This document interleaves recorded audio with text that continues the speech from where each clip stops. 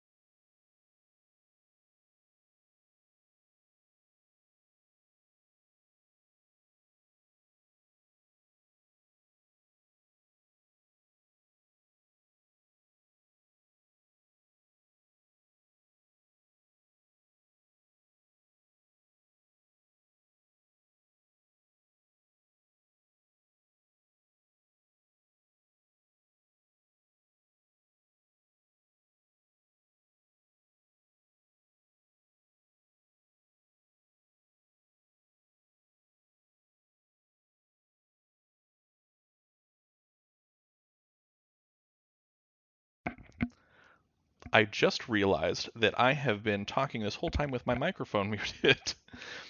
So Fella is going for sort of an edge crawl technique, which is really popular on a 5x5 size board. Now, the 5x5 board, the edge crawl is the most popular and probably the strongest opening sequence for white. But on a 6x6 board, it's not that great. The reason is in 6x6, the opponent has more opportunities and more time to interrupt this road. Also, this road is farther away from center control, which becomes more important as the game progresses. Now, I would have expected a capstone here from white on either d3 or d5. Those are both good positions because they have two separate places to capture, so that the capstone could not be isolated. And it would also interrupt. Okay, here we go. We see the capstone come out. It interrupts the road threats, but also is at the same time offensive. And so from Christopher here, I would not be surprised to see him play here at c5 or even at d6, but then I'm expecting this capstone to come up here to d4, which would be attack threat, because if the capstone is here on d4, it can be thrown over here. And that's something that's easy to miss for beginners. So it would not be a bad play. Uh, Black is one move away from a tack threat, but white did not make the tack threat move. this could be problematic for white. Now, this is attack threat for black, coming across here horizontally. White needs to capture or place here. Decided to go for the placement. Good move. Always, almost always better to place instead of capturing if you're able to do it. If you can get away with placing, placing is almost always better. Because when you capture a piece, it creates a liability for you, and that liability is not great to have. Black also has not yet played the capstone, which I'm assuming black would play if a capture war occurred over this piece. So I'm assuming that f5 would come down, capture this, then he would come over and capture maybe with this flat or drop the capstone right here. Because if f5 drop down, capstone could be played, which could resecure this and also maintain this road threat.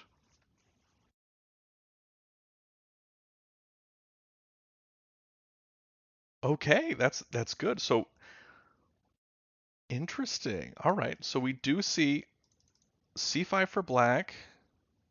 Okay, so Fela was hoping for this sort of vertical road threat here.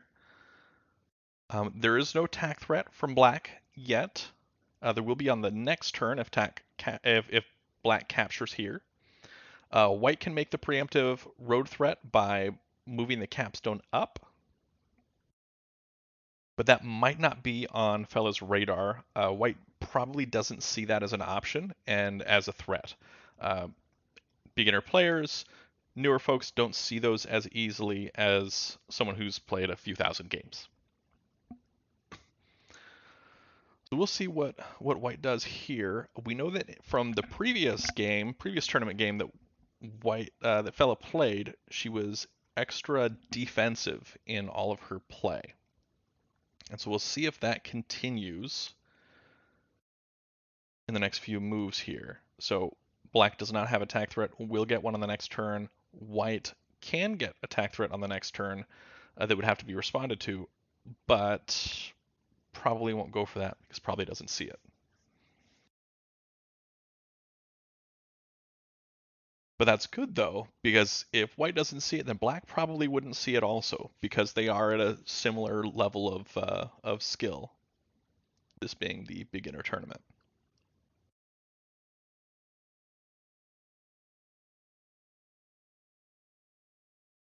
We are seeing a number of things. Okay, so white making.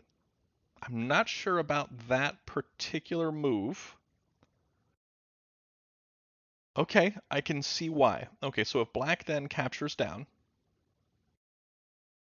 black not capturing down, there is attack threat though. Moving c5 down to c4 is attack threat. And this is probably where white is going to want to capture here at f4.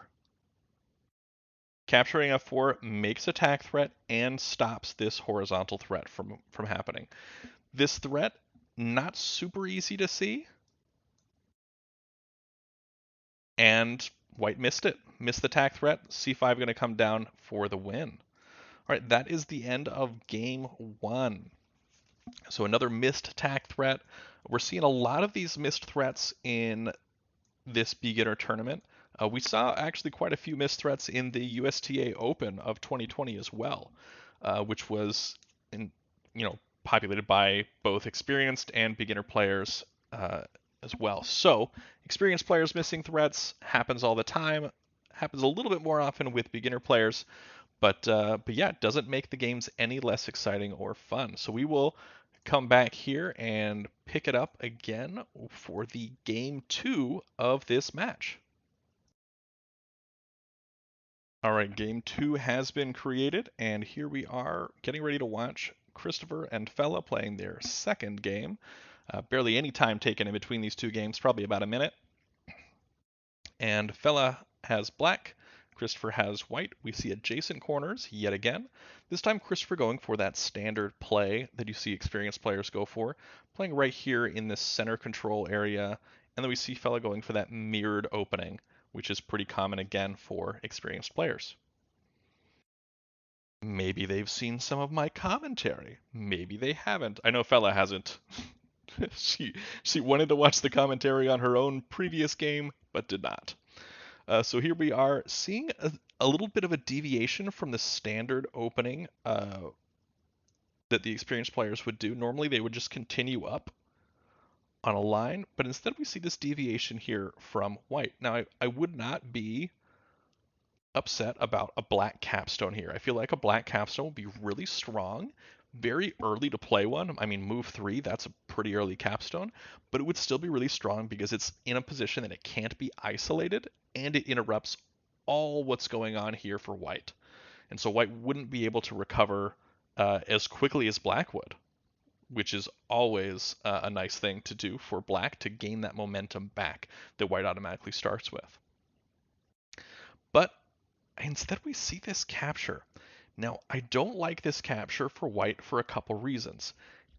It was, number one, it was unnecessary, and number two, I mean, you don't want to be making these captures so quickly, especially because capturing with another flat creates a liability for you later, because this flat can now be recaptured and can spread out and cause more chaos and havoc and mayhem for you long down the road. And so it's a more powerful piece for black. So right now it is, I consider that as less effective than a regular flat. So in order to retain the power of this, what would be good is to place a capstone next to it, um, or he could just keep on filling in with a flat here. And if he does a flat, then he can win any sort of capture wars that occur over it because he'd have it surrounded on both sides. And he does not do that. He places down below. Now, a flat up here at d5 would not be bad, but instead black is going for the vertical. Not quite sure what the plan is here, how to eventually stop the momentum of white, because white does have the momentum here, and will basically be forcing a response from black as the game goes on, because white can keep placing in this line and eventually make attack threat and force black to respond.